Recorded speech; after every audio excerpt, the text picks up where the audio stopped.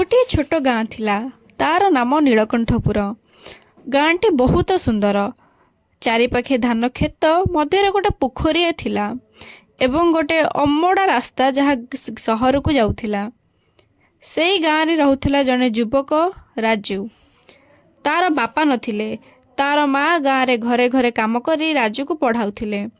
राजू मनरे बड़ स्वप्न धरिथिला, मु एक दिन ए गाँ को निश्चय बदलई देबी। किंतु स्वप्न देखिबा सहज, सत करिबा बहुत कठिन। दशम परीक्षा परे टंका अभावरु राजू पढ़ा छाड़ीदेला। से सहर को गला काम खोजिबाकू लागिला।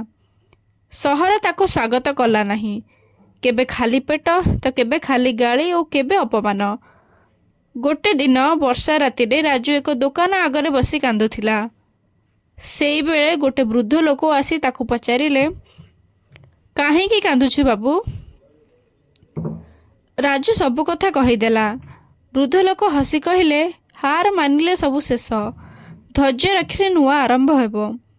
से वृद्ध लोक राजू को गोटे छोट काम देले। दुकान रे साहाय्य करबाकू राजू मन दे काम कला। धीरे धीरे से हिसाब, कथाबार्ता और व्यवसाय शिखीगला। 2 वर्ष परे राजू का गाँ को फेरिला। हाथ में अल्प पैसा, मनरे बड़ भरोसा रखी आसीथिला। से गाँव रे छोट दुकान टी खोलिला। गाँवर पिलामानकू संध्यारे पाठ पढ़ाइला। लोक माने आश्चर्य हेले, एही तो राजू, एही से राजू तो। माँ आखिरे लुह आसीगला, गर्वर लुह।